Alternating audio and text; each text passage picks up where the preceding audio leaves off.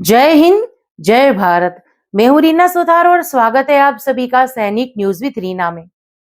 देखिए, आज के इस वीडियो में हम कर्मचारियों और पेंशनर्स से जुड़ी दो बड़ी और महत्वपूर्ण खबरों के बारे में बात करेंगे।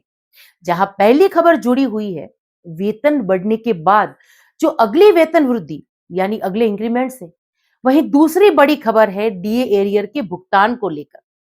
तो देखिए, वीडियो को अंत तक जरूर से देखिएगा क्योंकि ये दोनों ही मुद्दे जो हैं हमारे पेंशनर्स और कर्मचारियों के लिए बेहद ही महत्वपूर्ण हो जाते हैं। और आज के इस वीडियो में आगे बढ़ते हुए आप सभी से निवेदन है कि वीडियो में अंत तक बने रहिएगा। इस चैनल के माध्यम से दी गई जानकारी अगर आप सभी लोगों के लिए यूजफुल रह रही है तो लाइक और शेयर कर दीजिएगा। इस वीडियो को हाइप जरूर से करिएगा ताकि ऐसी और भी जो कोई अपडेट हो तो यूट्यूब उन सभी अपडेट्स को या इस वीडियो की जानकारी को अन्य कर्मचारियों और पेंशनर्स तक पहुंचाए और इस जानकारी का लाभ उन सभी पेंशनर्स और कर्मचारियों को मिल सके। इसलिए इस वीडियो को हाइप जरूर से करिएगा। और जो चैनल पर नए हैं उनसे मेरी रिक्वेस्ट है कि जल्दी से चैनल को सब्सक्राइब करके फिर वीडियो को देखना कंटिन्यू करिए और नोटिफिकेशन ऑन रखिए ताकि कोई भी महत्वपूर्ण खबर आपसे छूट ना जाए। आप चाहें तो इस चैनल को ज्वाइन भी कर सकते हैं। और अब आगे बढ़ते हुए आज के इस वीडियो के मुद्दों पर आते हैं। सबसे पहले बात करते हैं कर्मचारियों और पेंशनर्स के लिए जो काफी महत्वपूर्ण है। तो सबसे पहले चलिए उसी के बारे में बात कर लेते हैं। हाल ही में संसद में एक सवाल पूछा गया था कि अगर किसी कर्मचारी का वेतन बकाया जाता है यानी किसी जूनियर कर्मचारी से कम वेतन मिलने की स्थिति को ठीक करने के लिए सीनियर कर्मचारी का वेतन अगर बढ़ाया जाता है तो उसके बाद अगला इंक्रीमेंट कब मिलेगा। अब ये सवाल लोकसभा में पूछा गया और सरकार की ओर से इसका जवाब दिया गया।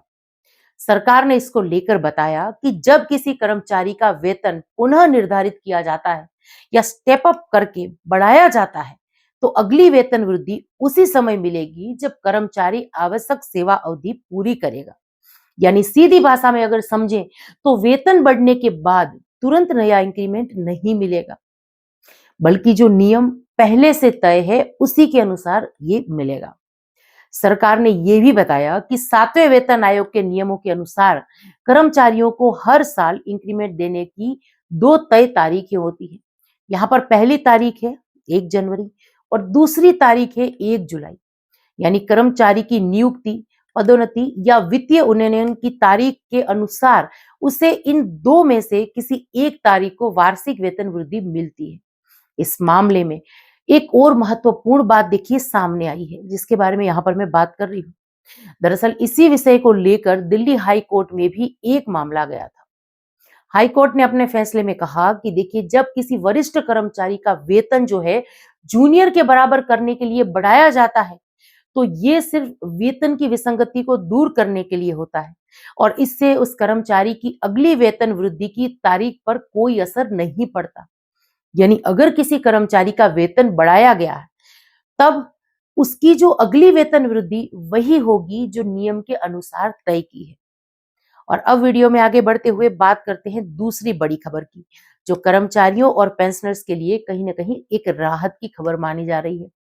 देखिए, पश्चिम बंगाल में लंबे समय से सरकारी कर्मचारियों का डीए एरियर लंबित चल रहा था। अब पश्चिम बंगाल की मुख्यमंत्री ने इसको लेकर घोषणा की है कि राज्य सरकार जो है मार्च 2026 से डीए एरियर का भुगतान शुरू करेगी।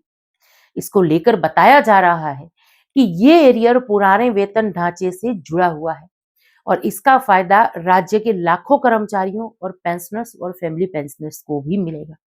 अब काफी समय से कर्मचारी ये मांग कर रहे थे कि महंगाई भत्ता और उसका बकाया भुगतान जो है उसको जारी किया जाए क्योंकि महंगाई लगातार बढ़ रही है और डीए कर्मचारियों के वेतन का एक महत्वपूर्ण हिस्सा होता है। इस पूरे मामले में अदालत तक जो मामला पहुंचा था और इसने भी देखिए इस विषय पर टिप्पणी करते हुए कहा कि देखिए, डीए कर्मचारियों का अधिकार है और इसका भुगतान जो है किया जाना चाहिए। अब राज्य सरकार की ओर से ये घोषणा की गई है कि देखिए, मार्च 2026 से इस बकाया डीए का भुगतान जो है वो शुरू किया जाएगा। अगर ऐसा होता है तो लाखों कर्मचारियों और पेंशनर्स को बड़ी राहत मिल सकती है क्योंकि कई सालों से वे अपने डीए एरियर का इंतजार कर रहे थे। तो ये थी कर्मचारियों और पेंशनर्स से जुड़ी दो बड़ी खबरें। अब देखना होगा कि आगे सरकारी नियमों और फैसलों को किस तरीके से लागू करती है। देखिए, कर्मचारियों को इसका कितना फायदा मिलता है, आप इस खबर को लेकर क्या सोचते हैं, अपनी राय कमेंट बॉक्स में जरूर से बताइएगा। और अगर आपको कर्मचारियों, पेंशनर्स, ओआरओपी और सरकारी योजनाओं से जुड़ी ऐसी ही लेटेस्ट जानकारी चाहिए, तो आपको क्या करना है, आपको चैनल को सब्सक्राइब करना है, तो चैनल को सब्सक्राइब जरूर से कर दीजिएगा। और अब आज के इस वीडियो के अंत में एक ऐसे मामले पर मैं बात करने जा रही हूँ जो हाल फिलहाल मेरे ध्यान में आया है। देखिए, कई सारे हमारे ऐसे पेंशनर्स हैं, हमारे डिफेंस के पेंशनर्स भी जो है, जिनको ये नहीं पता है कि हमारे जो पेंशनर्स हैं, वेटरन्स हैं, चाहे वो कोई भी साल में रिटायर होकर आए हों, 2020 में, 22 में, 24 में या 2016 में, 15 में, उनको भी, यानी हमारे डिफेंस पेंशनर्स को भी चिल्ड्रन एजुकेशन अलाउंस का पैसा मिलता है, क्लेम करना है। 2-3 मामले अभी मेरे सामने लगातार ऐसे आए हैं जहां पेंशनर्स कोई ऐसे पेंशनर्स हैं जिनके बच्चे 5th क्लास में पढ़ रहे थे, 7th क्लास में पढ़ रहे थे, 3rd क्लास में पढ़ रहे थे, लेकिन वो चिल्ड्रन एजुकेशन अलाउंस के लिए क्लेम ही नहीं कर रहे थे।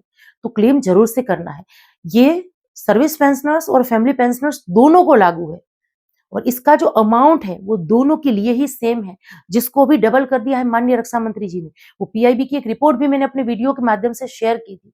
और यही वजह है कि समय समय पर मैं इसके बारे में बात करती रहती हूँ कि आप नोटिफिकेशन ऑन रखिए, ताकि जो भी नई अपडेट आती है सरकार की तरफ से हमारे वेलफेयर को लेकर, जो लेटेस्ट लेटर वगैरह जारी होते हैं, मेमोरेंडम जारी होते हैं, उसकी जानकारी आपको कहाँ से मिलेगी, आपको इस चैनल से मिलेगी।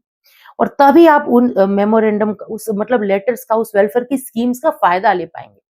जैसे अभी चिल्ड्रन एजुकेशन की अलाउंस की स्कीम में हुआ है, जहां पहले हमें 12,000 रुपए एक बच्चे के मिल रहे थे साल के, वहीं उसको बढ़ाकर 24,000 कर दिया है। 2 बच्चे हैं तो 48,000 रुपए उनकी पढ़ाई के लिए मिलेंगे, यानी सीधे सीधी राशि को डबल कर दिया है। इसका फायदा लेने के लिए आपको क्लेम तो करना पड़ेगा और जरूर से करिएगा। बस क्लेम करते वक्त ये ध्यान रखिएगा कि जब आप क्लेम करते हैं तो आप आपसे किसी भी तरीके की गड़बड़ी ना हो। रिकॉर्ड बुक में जो भी, यानी डिस्चार्ज बुक में जो भी आपके बच्चों का नाम है, स्पेलिंग्स में मिसमैच नहीं होना चाहिए। स्कूल में सर्टिफिकेट जो आप रिजल्ट वगैरह लेते हैं उसमें भी जो स्पेलिंग्स वगैरह है उसमें गड़बड़ी नहीं होनी चाहिए। तो ये जरूर से चेक कर लीजिएगा। राउंड स्टेप होना चाहिए, सिग्नेचर होने चाहिए। ऐसी बहुत सारी गड़बड़ियां जो हमारे पेंशनर्स चिल्ड्रन एजुकेशन अलाउंस को क्लेम करते वक्त करते थे, उसको लेकर भी जो है केएसबी की तरफ से समय समय पर लेटर्स आते रहते हैं।